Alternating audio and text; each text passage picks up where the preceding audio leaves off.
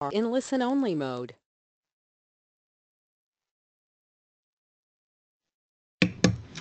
Hi everyone, this is Dina from Delta. We'll just give about 10 seconds more for everyone else, the remaining attendees, to log in, and then we can start this webinar.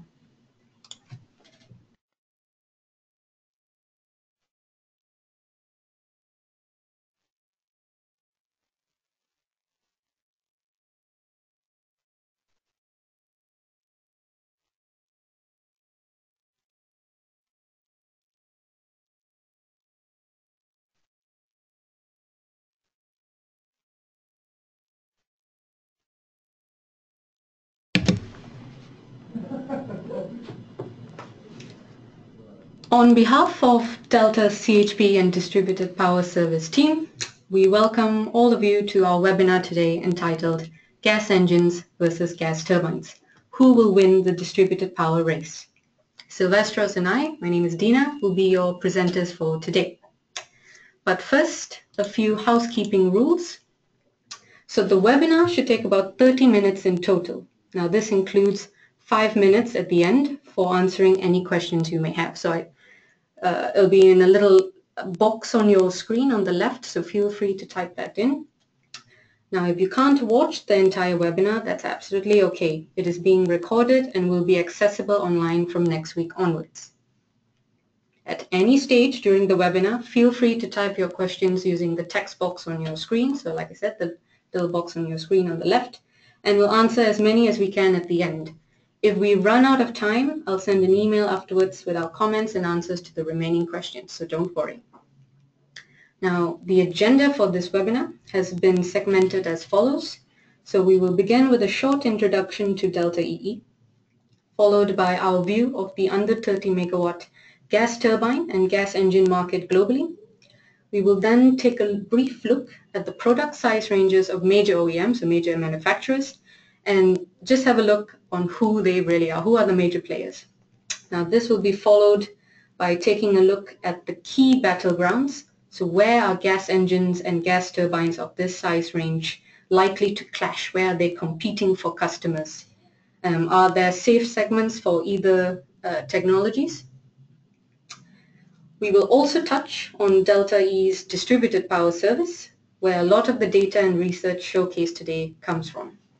And finally, we're happy to take on any questions you may have, so we'll leave about 5 minutes for that at the end. Okay, so Delta EE, or Delta Energy and Environment, is a research consultancy specializing in heat and decentralized energy markets. We help our clients navigate the transformation of the energy system, so providing market data and forecasts to strategic advice. Now, our client groups are primarily technology providers and energy utilities, but we also support a number of policymakers and financial institutions. Now, how do we support our clients?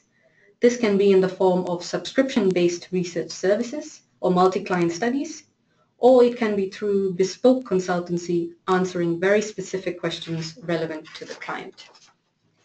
Now, while Delta EE itself covers many aspects of the energy system, so you can see in the orange bubbles in front of you, Silvestros and I are part of the CHP and distributed power team, so the bit in the blue circle, and we're happy to be in this team. Yeah. So let's begin with the webinar. And let's start with the global stationary power generation market today. Now, overall, over 100 gigawatt of reciprocating engines, gas turbines, and fuel cells are installed per year for stationary power applications. Now, this includes both centralized and decentralized applications. So for now, we'll focus on both. Now, of this 100 gigawatts, only about 5 gigawatt of annual installed capacity comes from gas engines. Now, as you can see in the box on your screen, so about 50 to 60 gigawatt of reciprocating engines are installed per year. But the bulk of this will be from diesel gensets scattered all across the globe, predominantly Asia and Africa. So like I said, only 5 gigawatt is the gas engines. The rest are mainly diesel and other types. Now, gas turbines, on the other hand, enjoy about 40 to 50 gigawatt of annual installed capacity per year. But this includes large utility-scale power plants. So, it'll include gas turbines with unit sizes of 100 megawatts and above, so very big gas turbines. And unfortunately for now, at least, fuel cells play a very small role. So as you can see in the table in front of you.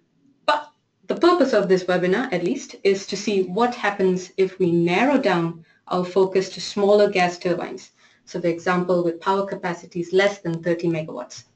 How do these compare with gas engines in terms of annual sales? Because right now, gas engines are nowhere near the scale of diesel gensets and all gas turbines, no matter the size, in terms of installed capacity. But will this change in the future? So let's have a look. Now, based on the data available to Delta, so about 2 to 2.3 gigawatts of gas turbines, which are sized between 1 to 30 megawatts, are installed per year. So we've used the cutoff point at 30 megawatt here. And while as an aggregated figure, it shows the 1 to 30 megawatt gas turbine market as split between CHP and power-only applications almost evenly. Actually, in most regions, this is mainly CHP. So the green bars are CHP and the purple ones are power-only. So it looks evenly split, but actually it is in Asia and specifically the Far East where many simple cycle power-only gas turbines are installed. Now, some as standby generators in critical infrastructure buildings or like hospitals or data centers or telecom buildings. So these are usually installed there. But I just want to make sure something is clear. So the chart in front of you illustrates annual installed capacity, and it's not the cumulative installed base, right? So per year, what is being installed typically. So we've also totaled all the size bands into one size band here, okay? So going forward, we see this market increasing only slightly to about 2.3, 2.5 gigawatts per year. Western Europe, and now this includes Germany, UK, France, Italy, Netherlands, Spain, and so on, is already a market in decline, or actually stagnating in terms of new installations, and is reliant on the replacement market, which actually in turn is also facing threat from gas engines.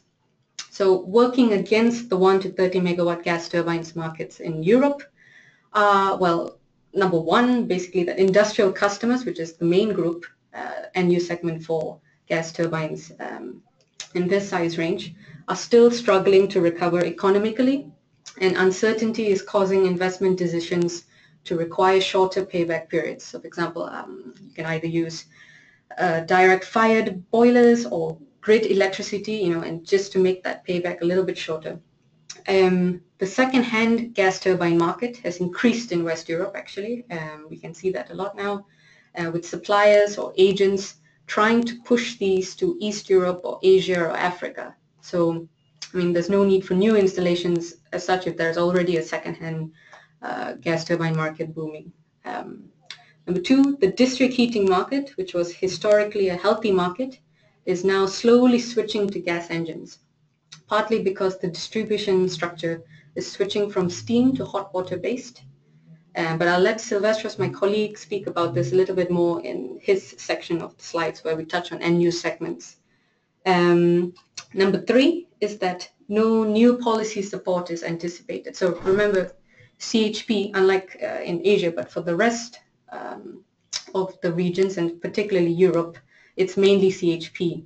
And Western European countries in general already have supportive bespoke CHP policies or energy efficiency schemes in place. So we don't anticipate more coming in the next 10 years.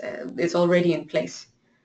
Looking at other regions though, Asia is number one global region for 1 to 30 megawatt gas turbines, and we believe it will continue to be so up to 2025.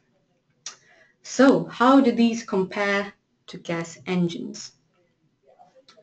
Now, as you can see from the graph on your screen, from an annual installed capacity of about 5 gigawatt today, so that's about 2016, 2017, the global 400 kilowatt and above gas engine market is expected to grow to about 6.9 gigawatt per year by 2020 and over 7 gigawatts per year by 2022. And in the compound annual growth rate, so the CAGR for the global market is about 4.5% between 2014 to 2022, so that's quite a decent growth rate. And regionally, if we break this down by annual installed capacity, it is actually Europe, and this includes, we've lumped Russia and Turkey in with Europe as well for the purpose of this graph, which is clearly the #1 region in the world, with an annual installed capacity of approximately 1,356 megawatts in 2016. Now the region suffered a blow in 2015, so you can see a slight dip if you see at the left-hand side of your graph. In 2016, 2015 and 2016 there was a slight dip, and this was because Germany, Russia and Turkey as well actually each suffered various market barriers at the same time. So there was a big dent in the European market, but growth looks back on track, so that's all good news. North America is ranked second here, with South Asia, Southeast Asia and Pacific as a cluster placed third. East Asia, which over here in this graph is number 5, which, as you remember, I was mentioning just now when the gas turbine bit is number 1, is here number 5, but actually it's set to almost double in size during the next 5 years, with most growth coming from China. And of course, as with the gas turbine market, the gas engine market will have different rates of deployment per size bands, per region and application. So let's just analyze this a little bit more. So if we take Europe as an example, and again let's focus on the 400 kilowatt and above size bands for gas engines, we can see that it's quite evenly spread between smaller than 2 megawatt engines and larger than 2 megawatt engines. So smaller than 2 will be the purple and blue. So it's about 400 kilowatts to 1 megawatt is the blue, and the 1 to 2 megawatts are the purple. And then the larger than 2 megawatts will be the green, the sort of orangey yellow, and the lighter blue, right? Now, CHP applications, like I said, with the gas turbine bit, are most dominant in Europe. Distributed power-only applications for the smaller size bands, 400 kilowatt to 2 megawatts, are dominant in emerging markets where energy demand is increasing and power shortages are common, and these are common in these regions. Large engines, so let's look at the yellowish orangey bar, so the above 5 megawatt, and the light blue ones, are more common in Europe and North America across industrial sites, district heating schemes, and in line with the ongoing trend towards more flexible and large distributed gas-fired power plants. And again, Silvestros will talk a little bit more about these segments later on. And of course, each size band will have different manufacturers' products that are more dominant. So for example, let's take Europe again as an example. We see that General Electric with their Jambacker, and sometimes actually their Waukesha brands, as well as Caterpillar, so mainly with their MWM brand, who they just acquired recently, but also, I mean, they have their own Cat brand engines and various others, are the key players in the smaller size segments. So the purple is Cat and MWM, and then the blue is GE, which is General Electric. Other players such as Cummins and Liebherr, who else? You got Yanmar, you got Mitsubishi, you got MTU, there's a whole list. They have smaller shares but are also present. So if you see the orangey bit of the market shares, that's the others category, which includes a whole host. Now once we start moving up the size bands, then Wärtsilä becomes, in fact, quite a monopoly. It's one of the only players. The recent product developments by GE and Cat, and of course Rolls-Royce have their Bergen engines, and actually others too, means that there's competition in the 5 to 10 megawatt size bands for Wärtsilä. And actually we can see this more clearly here across each major manufacturer, so in the blue column, and the size of their current product portfolio. And you can see a clustering in the smaller size bands, so the 0.4 to 2 megawatts, and then a little bit more in the 2 to 5. But then once you go 5 megawatts and above, it's clear there's only a few products out there. But there are a whole lot of players, and likewise with the gas turbine market, there are a whole range of players globally. Now for this size range at least, the 1 to 30 megawatts, The main players in terms of sales are Solar Turbines, Siemens and Kawasaki. But all you need to do is move to Eastern Europe or CIS or Russia, and then competition from local regional players start to heat up as well. So you can see a few listed here, like Perm Engine, which are more dominant in this region. But most importantly, actually, the whole point of this is that we can see that there's enough gas turbine and gas engine players fighting for the same decentralized energy space, which means I should hand over to Silvestros now. I think this is the right time to tell you more about the key battlegrounds. How are they competing and who will be likely to win? Thank you, Dina. I will now start the end-use sector discussion. In the following slides, we will show our estimates for a typical distribution of technology for each end-use segment. Now, looking at the first two columns of the table shown, there are four main categories of applications where electricity is needed along with heat. First of all, district heating systems with CHP.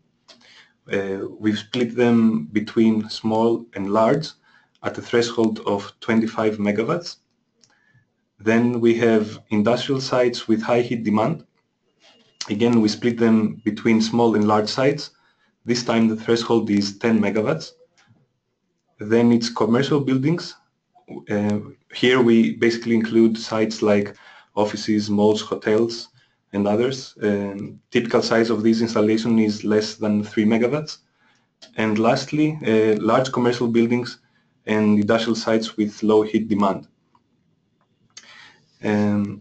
Now, with regards to smaller district heating systems with CHP, gas engines are increasingly preferred over turbines, especially in cases where CHP plants are designed to operate flexibly to account for fluctuating electricity prices. On the other hand, larger district heating schemes still tend to use gas turbines in the majority of projects today. However, in the future, we expect a greater demand for CHP plants which operate flexibly, and therefore gas engines to increase market share as a result. Consequently, we expect that this end-use sector is going to be one of the key battlegrounds between the two technologies. So this is the first battleground that we have identified. Now moving forward to industrial sites with high heat demand.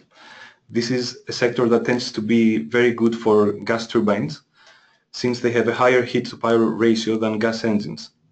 At the smaller size ranges, gas turbines will likely continue to have a greater market share, but perhaps with increasing competition from gas engines. This competition will be lower for large industrial sites where we expect gas turbines to continue to dominate. As far as small commercial buildings are concerned, this is a sector that is dominated by gas engines, and we expect that it will remain so for the foreseeable future. Lastly, we expect large commercial buildings to be another key battleground between the two technologies. That's the second so far. In the past, this sector has been a key for gas turbines, yet today gas engines are increasingly taking market share. This is due to new products coming to the market, improved performances, and a greater demand for flexible operation. We expect this trend towards gas engines continuing in the next years. Now, the next slide, we will take a better look into the power-only applications. So basically here there are three different categories. The first one is baseload power plants. Their capacity shouldn't exceed, say, 250 megawatts, considering the size ranges under discussion in this webinar.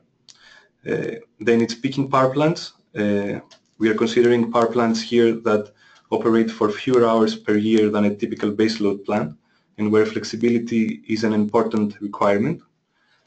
And lastly, backup power plants. These only operate for a few hours per year as an emergency backup supply, and they are typically installed in sites with critical power needs, such as industrial facilities or hospitals. Now, with regards to baseload plants, gas turbines are generally preferred.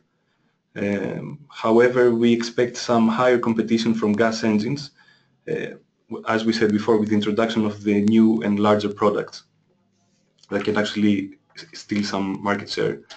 Now, this competition intensifies in the next category, which is power plants that require flexibility. These power plants are increasingly being demanded in order to counter the intermittency of renewables. And gas engines are well suited for these applications because of their relatively fast ramp-up speeds and higher part load efficiencies. Hence, we expect this to be a key battleground as well. That's the third one so far. And finally, backup power plants often use diesel or liquid fuels. Where gas is preferred, engines are the dominant technology choice, as you can see in the graph. Now, the next slide, we will go one by one to the different battlegrounds. I will revise and do a further discussion of the key battlegrounds. The first battleground is, again, large district heating systems. These projects have traditionally relied on gas turbines or coal. This is a trend that will surely continue in parts of the world, such as Asia or Eastern Europe. However, we see that there is growing interest to operate these systems more flexibly in order to react to volatile electricity prices. And this is something that is happening more and more often because of renewable generation. While at the same time, they have to continue to meet their heat demands. So there is already some evidence of district heating applications in Germany where systems larger than 100 megawatt will use gas engines instead of gas turbines to capture this flexible market. In the future, we expect to see more demand for these flexible CHP projects, especially in Western Europe and North America. Now, the second battleground is large commercial buildings. This is a sector that gas engines have made significant progress reducing the market share of gas turbines, and this trend will likely continue because there are now more products in the larger size ranges. At the same time, they offered improved performance and flexibility. As an example of this pressure, we can say that there is a withdrawal from some OEMs from Europe as a result of lower new sales than usual. While this wasn't entirely only due to competition from gas engines, we understand that this was an important factor. Now, the third battleground is peaking power plants. By definition, peaking power plants need to have the ability to operate flexibly, often with fast ramp-up rates. Gas engines are well placed to meet these needs. And we believe that this transition towards gas engines is already well underway, although gas turbines will continue to be a common, especially for larger peaking power plants. Examples of such activities recently are evident in Turkey and other countries, where Wärtsilä in particular has won orders for peaking power plants. Often these projects required quick delivery and provision of grid stability. Now, Dina will continue with presenting the work that we do in the DPS service. Yeah, thank you, Silvestros. So a lot of the findings discussed so far comes from our distributed power service and a variety of our other research.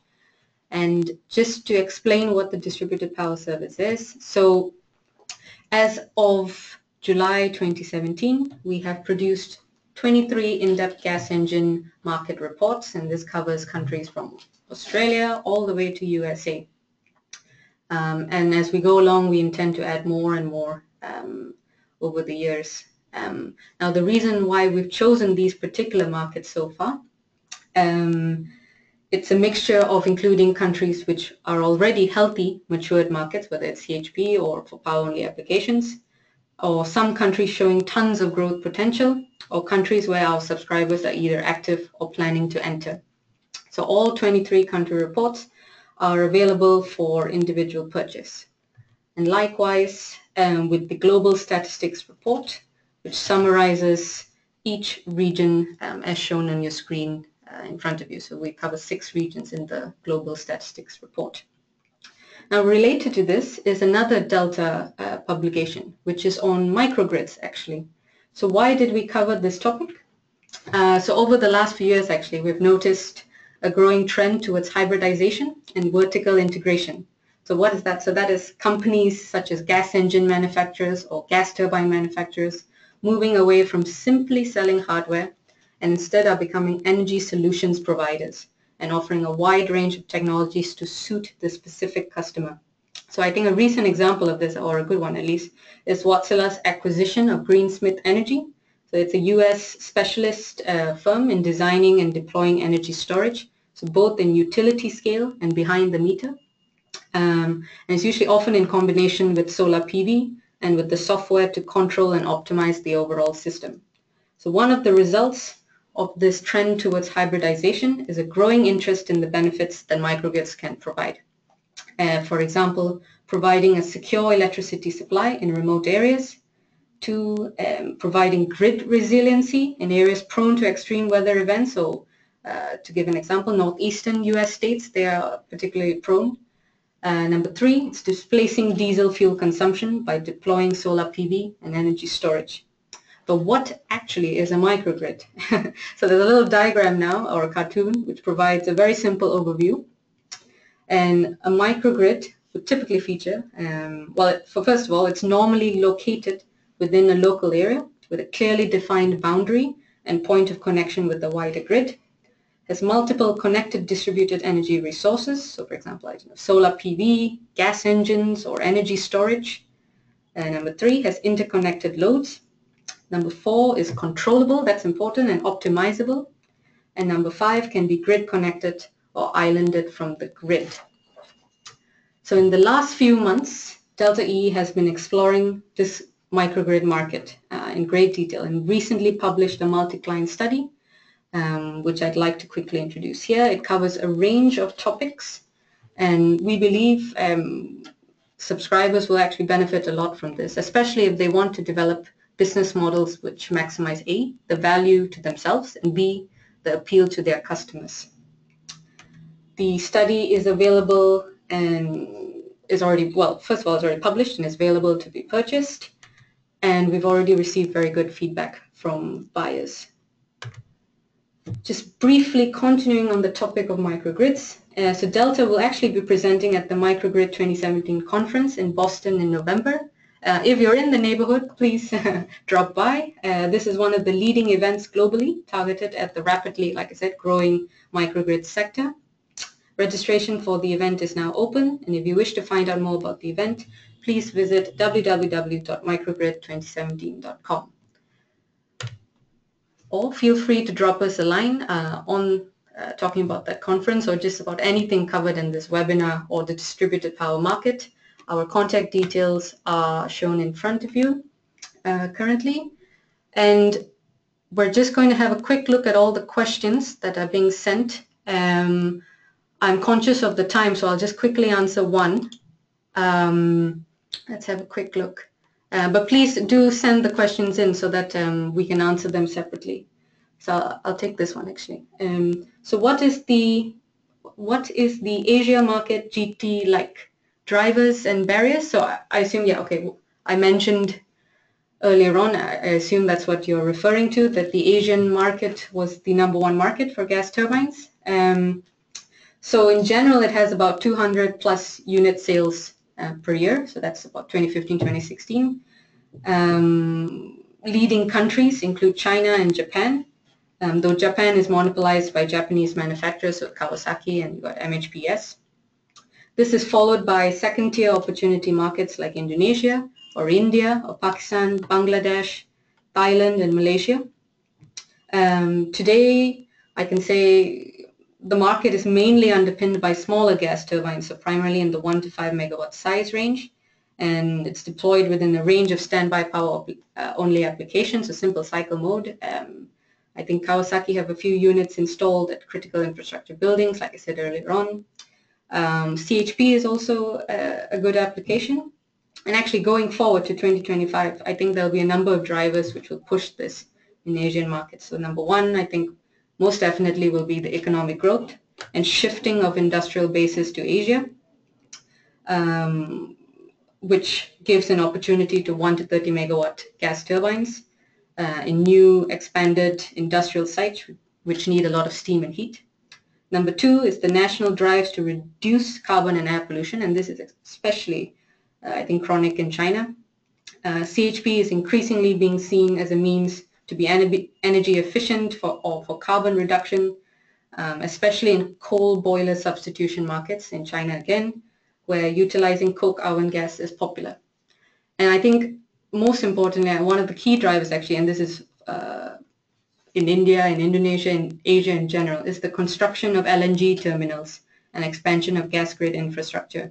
So this increased accessibility to natural gas will definitely aid the technical feasibility of gas-fired gas turbines, or actually even gas engines. So we need the gas for these gas products to run on. But as with all construction projects, I anticipate delays, which means that this may lead to it being a stronger driver, let's say towards 2025. Okay, so I think that's all the time we have for today. Thank you very much for attending the webinar, and I hope to hear from you soon. Thank you. Thank you. Bye. Bye. Bye. Take care.